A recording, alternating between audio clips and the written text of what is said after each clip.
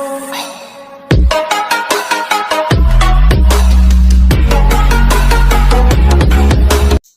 students, welcome back with my another video. My name is Amir and I'm from A1 Coaching.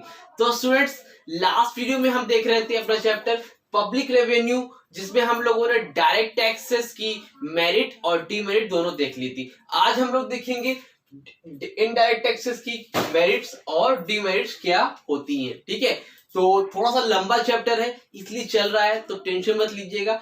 जैसे ही chapter खत्म होगा, बाकी के chapter जो आपके पब्लिक एक्सपेंडिचर या पब्लिक डेप्थ हैं, तो बहुत छोटे छोटे हैं, बहुत जल्दी कंप्लीट होंगे और एक एक दिन में कंप्लीट हो जाएंगे। ठीक है, तो उसके लिए बिल्कुल टेंशन मत ले। जितना मैं पढ़ा रहा हूँ उतना सॉलिड एकदम अच्छे तरीके से पढ़ते चले। कोई प्रॉब्लम हो तो कमेंट सेक्शन में कमेंट करें, इंस्टाग्राम पे पूछे, कैसे भी पूछे अगर डाउट हो तो। ठीक है, और अगर डाउट नहीं है तो बहुत ही अच्छी बात है, आपको अच्छे से सब समझ में आ रहा है इसका मतलब। ठीक है, तो चलो देखते हैं और समझते हैं कि क्या क्या मेरिट्स होती हैं हमारे इनडायरेक्ट टैक्सेस की। ठीक है, तो देखो नंबर 1 पर है कन्वीनियंट। क्या है नंबर 1 पर? कन्वीनियंट। तो इनडायरेक्ट टैक्स समझते हो ना। डायरेक्ट टैक्स क्या होता है? जो किसी पर्सन से डायरेक्टली लिया जाता था। इनडायरेक्ट टैक्स क्या होता था? जो कि इनडायरेक्टली लिया जाता है, मतलब कोई एक पर्सन उसको पे कर देता है, फिर पब्लिक से, पब्लिक मतलब जैसे हम लोग हैं उनसे, क्या कस्टमर से थोड़ा थोड़ा करके वो पैसा रिटर्न में लेता है। जैसे मैंने बोला था एक मैगी है, मान लो कितने रुपए की आती है मैगी? 10 रुपीज की। अब मान लो उस पे 10 रुपीज की मैगी है, अगर तो वो 10 रुपीज की नहीं है, वो नॉर्मली उसकी एमआरपी 10 रुपीज लिखी है, बट इसमें देखना कभी लिखा रहता है इंक्लूडेड टैक्सेस। क्या लिखा था? Include taxes. क्यों? तो वो क्या होता है, मैगी 7 रुपए की है, 3 रुपए टैक्स के लग रहे हैं। समझ में आ रही बात? मैगी 7 रुपए की है, 3 रुपए टैक्स के लग रहे हैं। वो किसके पास जा रहे हैं? 3 रुपए गवर्नमेंट के पास जा रहे हैं। तो मैगी खरीदने वालों को पता ही नहीं चल रहा है कि वो टैक्स क्या कर दे रहे हैं? पे कर दे रहे हैं जी। तो आप जब मैगी खाते हो तो आप लोग भी टैक्स पे कर देते हो, गवर्नमेंट को पैसे देते हो मैगी खाने के। मैगी के साथ साथ आप कपड़े खरीदते हो, कुछ भी करते हो, हाँ, आटा खरीदते हो, गेहूं खरीदते हो, कुछ भी खरीदते हो, तो उसमें आपको टैक्स पे करना पड़ता है। गवर्नमेंट को टैक्स पे करना पड़ता है। ऑयल वगैरह खरीदते हो उसमें भी सब में टैक्स पे होता है। तो इसको हम लोग क्या बोलते हैं? इनडायरेक्टली, जो कि कस्टमर इनडायरेक्ट तरीके से पे करता है उसको हम लोग इनडायरेक्ट टैक्स बोलते हैं। अब इसकी मेरिट क्या क्या है पहले देखते हैं, फिर डीमेरिट देखेंगे। ठीक, नंबर 1 पर है कन्वीनियंट। नंबर 1 पर क्या है? कन्वीनियंट। इसका मतलब क्या है?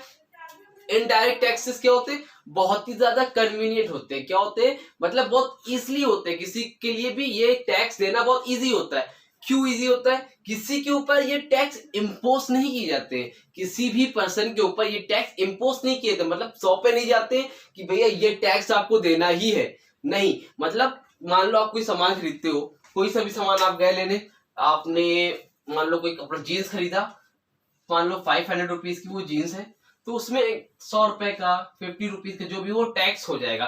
तो अब आपको पता नहीं चला, आपने जीन्स खरीदी, आपने टैक्स पे कर दिया। ठीक है, 400 रुपीज शॉपकीपर के पास गए, 100 रुपीज कहाँ चले गए? गवर्नमेंट के पास चले गए। तो आप 100 रुपए दे रहे हो, आपको पता नहीं चल रहा है। जब यही लाखों रुपए एक साथ आता है तो आपको पता चलता है। आप जीन्स खरीदा, आपने दे दिया। आपने कोई कमोडिटी खरीदी, कोई सामान खरीदा, पे कर दिया। कुछ भी खरीद रहे हो, मार्कर खरीदा आपने, टैक्स पे कर दिया।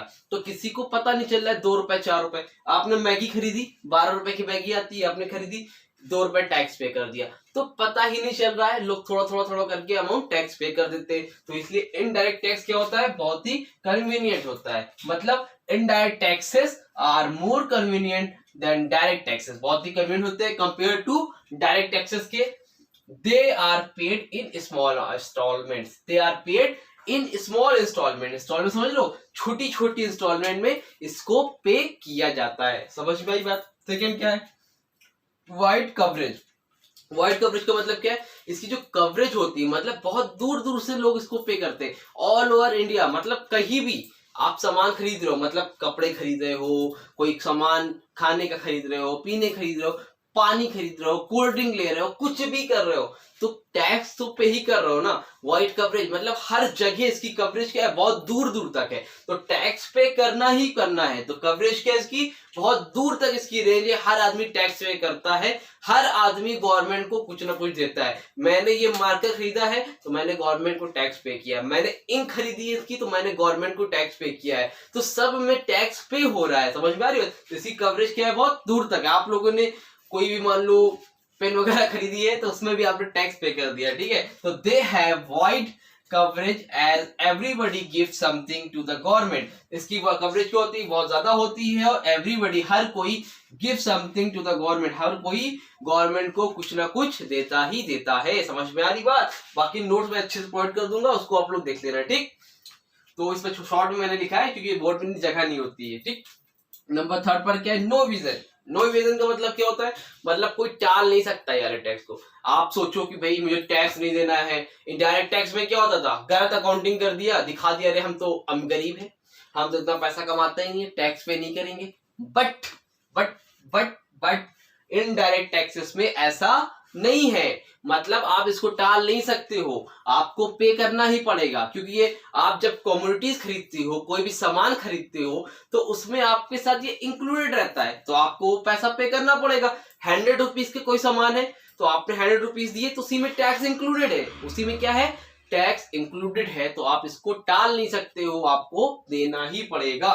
तो they are difficult to be evaded, मतलब टालना, because they are included in the price of a commodity, क्योंकि ये प्राइस कमोडिटी के प्राइस में ऐड होते हैं। समझ गए?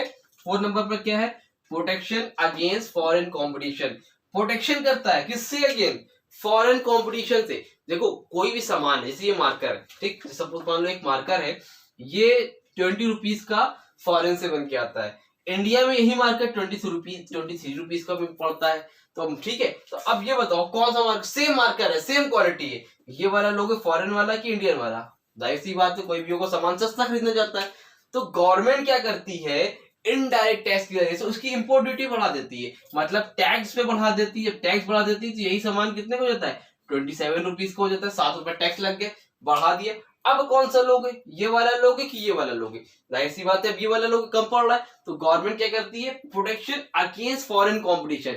जब सेम प्रोडक्ट पे फॉरेन कंट्री से फॉरेन कंपटीशन होता है, वो भी वही सेम प्रोडक्ट बना रहे हैं और हम भी वही प्रोडक्ट सेम बना रहे हैं, तो गवर्नमेंट क्या करती है, उनके प्रोडक्ट पर टैक्स बढ़ा देती है ताकि लोग अपने कंट्री का सामान खरीदे। तो ये सारी मेरिट होती है इनडायरेक्ट टैक्सेस की। समझ में आया कि नहीं आया? आई थिंक समझ में आया होगा, कोई डाउट होगा तो पूछ लेना, ठीक। चलो आगे बढ़ते हैं और देखते हैं डीमेरिट्स क्या क्या होती है। Demerits of indirect taxes. Number 1 पर क्या है, रेग्रेसिव। रेग्रेसिव मतलब indirect tax are regressive in nature as they fall more heavily on the poor. तो मतलब ये क्या हो रहा है, इससे लोग मतलब बहुत ज्यादा और गरीबी की तरफ जा रहे हैं, ठीक है। क्या हो रहा है, दे fall more heavily on the poor, मतलब अब देखो गरीबों क्या करना पड़ रहा है, इनडायरेक्ट टैक्स देना पड़ रहा है, सामान खरीद रहे हैं और टैक्स देना पड़ रहा है, तो वो और ज्यादा क्या हो रहे हैं, मतलब पीछे की तरफ जा रहे हैं। इससे मतलब क्या हो रहा है, पीछे की तरफ जाना, डिसेंडिंग ऑर्डर में जाना, लोग गरीब हो रहे हैं।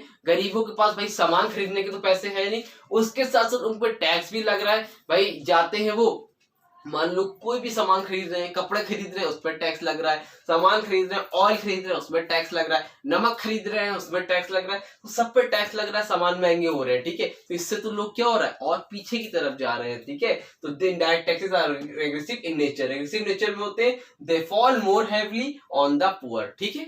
सेकेंड नंबर पे क्या है, अनसर्टेन। अनसर्टेन का मतलब क्या होता है, अनिश्चित, मतलब फिक्स नहीं होना। तो इनडायरेक्ट टैक्स क्या होते हैं, अनसर्टेन होते हैं, ये फिक्स नहीं होते, मतलब कभी आपको 1 लाख रुपीस भी मिल सकते हैं, कभी आपको 10,000 रुपीस भी मिल सकते हैं, मतलब कभी कभी इनडायरेक्ट टैक्स बहुत ज्यादा भी मिल सकता है पब्लिक को और कभी कभी बहुत कम भी मिल सकता है। ऐसा क्यों होता है भाई, क्योंकि मान लो कोई भी कमोडिटी है, कोई भी सामान है, मार्कर है मान लो एक, ठीक है। तो अब मार्कर में होता क्या है, गवर्नमेंट इस पे टैक्स बढ़ा देती है, गवर्नमेंट इस पे टैक्स बढ़ा दी, अब ये महंगा पड़ने लगा, ये क्या हो गया, महंगा पड़ने लगा, तो पब्लिक क्या करेगी, टैक्स अगर मार्कर बहुत महंगा हो जाएगा तो पब्लिक क्या करेगी, जाहिर सी बात है चौक खरीदने लगेगी, क्या करने लगेगी, चौक खरीदने लगेगी। और जब मार्केट में कम मार्कर बिकेगा तो उस पर टैक्स मिलेगा, नहीं मिलेगा। तो जब कोई भी कमोडिटी पर एक गवर्नमेंट टैक्स बढ़ाती है, ठीक है, वो टैक्स क्या कर रही है, बढ़ा रही है, लेकिन सामान तो कम हो रहा है ना खरीदना, तो कभी कभी क्या होता है, टैक्स घटता है, सामान ज्यादा बिकता है, तो फिक्स नहीं है कि कोई सामान कितना बिके या कितना नहीं बिके। अगर ज्यादा बिकता है तो टैक्स ज्यादा आएगा, सामान कम बिकता है तो टैक्स क्या होगा, कम आएगा। तो इसलिए बोले अनसर्टेन, कंफर्म नहीं है कि कितना टैक्स मिलेगा। जबकि डायरेक्ट टैक्स में था ये कंफर्म था कि कितना मिलना है, 1% से कितना पैसा आना कंफर्म है, बट इनडायरेक्ट टैक्स में कंफर्म नहीं होता है। ठीक, तो income from indirect taxes is uncertain. Oh sorry, ठीक है, तो बोल रहा है इनकम जो होती है इनडायरेक्ट टैक्सेस की वो क्या होती है, अनसर्टेन होती है। ठीक, थर्ड पॉइंट पर क्या है, डिस्करेज सेविंग। सेविंग को क्या करता है, डिस्करेज करता है। मतलब कोई भी पर्सन है यार, आप हो मैं हूं, सेविंग करना चाहते हैं, अब क्या हो रहा है, सामान खरीद रहे हैं, महंगा मिल रहा है भाई, जो सामान 10 का था वो 15 का हो रहा है। मूवी देखने जाते हो कि नहीं जाते हो, RRR लगी हुई है, ठीक है, तो देखने मत जाना, अभी पेपर होने वाले, उस पर ध्यान देना, ठीक है। तो RRR जो मूवी लगी है, मान लो 200 रुपीज की टिकट है, 300 का है, ठीक है, जितने का भी वो टिकट है, तो नॉर्मली उस पर क्या लगता है, साथ में टैक्स लगता है। एक मूवी का ticket price average 80 rupees, 100 rupees, 120 rupees होता है, बट उस पे क्या लग जाते हैं, टैक्स लग जाते हैं। मूवी देखना है, गवर्नमेंट को टैक्स पे कर रहे हैं, सामान खरीदना है, गवर्नमेंट को टैक्स पे कर रहे हैं। इससे क्या हो रहा है, जो पैसे बचने चाहिए वो क्या हो रहे हैं, वो गवर्नमेंट के पास टैक्स के जरिए जा रहे हैं। तो हमें क्या करता है, वो डिस्करेज करता है सेविंग को, सेविंग हो नहीं पाती है, समझे। तो ये क्या होती है, डिमेरिट होती है इनडायरेक्ट टैक्सेस की। तो people have to spend more on commodities. तो पीपल को क्या करना पड़ता है, मोर खर्चा करना पड़ता है, ज्यादा खर्चा करना पड़ता है कमोडिटीज पर, हेंस दे डिस्करेज सेविंग। इसलिए सेविंग की उन पे हैबिट नहीं हो पाती है। नंबर 4 पर क्या है, इन्फ्लेशनरी। इन्फ्लेशनरी का मतलब क्या होता है, महंगाई, ठीक है। इन्फ्लेशन एक चैप्टर है आगे जो कि हमें पढ़ना है और बहुत इंपॉर्टेंट है, बहुत जल्द पढ़ेंगे, इसी वीक में हम लोग इन्फ्लेशन पढ़ेंगे, ठीक है। जो लोग इन्फ्लेशन के लिए परेशान है तो वो चैप्टर बहुत जल्द इसी वीक हम लोग स्टार्ट कर देंगे, ठीक है। तो इन्फ्लेशनरी का मतलब क्या होता है, महंगाई। तो indirect taxes tend to be highly inflationary. तो इनडायरेक्ट टैक्स क्या करते हैं, महंगाई को बढ़ाते हैं, इन्फ्लेशन को इंक्रीज करते हैं। भाई सीधी सी चीज है, ये मार्कर अच्छा खासा 15 रुपए का है, इस पे 10 रुपए आपने इनडायरेक्ट टैक्स लगा दिया, 25 रुपीज का हो गया। तो अब क्या हो रहा है, महंगाई बढ़ा रहा है ना, ये मार्कर में 15 का मिल सकता था बट 25 का मिल रहा है। तो ये क्या करता है, इनडायरेक्ट टैक्स महंगाई को इंक्रीज करता है। तो the imposition of indirect taxes on commodities increase their market price. तो इनडायरेक्ट टैक्स क्या करता है, मार्केट प्राइस को इंक्रीज करता है। क्या करता है, मार्केट प्राइस को इंक्रीज कर देता है, इसलिए महंगाई क्या हो जाती है, बढ़ जाती है। क्या हो जाती है, बढ़ जाती है। समझ में आया, स्क्रीनशॉट लो पहले जल्दी से, ले लिया, आई थिंक ले लिया होगा, ठीक है। तो समझ में आया, आई थिंक समझ में आया होगा। फिर भी कोई डाउट रह गया होगा तो कमेंट सेक्शन में कमेंट कर लेना, इंस्टाग्राम पे कांटेक्ट कर लेना, या फिर कोई भी तरीके से पूछना हो तो पूछ लेना, बट पूछ लेना, छोड़ना नहीं, ठीक है। तो अब वीडियो अच्छी लगी हो तो वीडियो को लाइक करना, चैनल को सब्सक्राइब करना, बेल आइकन दबाना, अपने दोस्तों को भी शेयर करना, कमेंट भी करके बताया करो अच्छा लगता है, समझ में आया कि नहीं आया, मोटिवेशन मिलता है और अच्छे से पढ़ाने का मन करता है, ठीक है। तो इसी तरह चैनल में बने रहो, अच्छे से पढ़ते रहो, कोई डाउट हो तो पूछ लिया करो, ठीक है। चलो मिलेंगे अपनी नेक्स्ट वीडियो में, तब तक के लिए थैंक यू सो मच।